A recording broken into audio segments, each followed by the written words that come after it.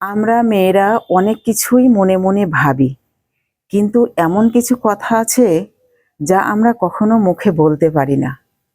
আজকে এই ভেন্ডিগুলো কাটতে কাটতে একটা কথাই মনে হলো, সংসার আর সম্পর্কের ভিড়ে একটা মেয়ের নিজের গল্পটা কোথায় যে হারিয়ে যায় তা কেউই জানে না। ঠিক এই ভেন্ডিগুলোর মতোই, বাইরে থেকে কত সাধারণ দেখায়, অথচ মাঝখান থেকে চিড়ে ফেলার পরেই বোঝা যায় এর আসল রূপ। আমরা মেয়েরা প্রতিদিন কত অবহেলা, কত কষ্ট বুকের ভিতর চেপে রাখি, কিন্তু মুখে বলি ভালো আছি। লোকলজ্জার ভয়ে ভেতরের সেই না বলা কথাগুলো কাউকে কোনোদিন বলাই হয় না। সবাই শুধু আমাদের বাইরের পরিপাটি রূপটাই দেখে। তোমার বুকেও কি এমন কোনো না বলা কথা জমে আছে? যদি থাকে তাহলে কমেন্টে জানিও। আজকের এই কারিমা থটস এন্ড কুকিং এর গল্পটি তোমার কেমন লাগলো? ভালো থেকো। আল্লাহ হাফেজ।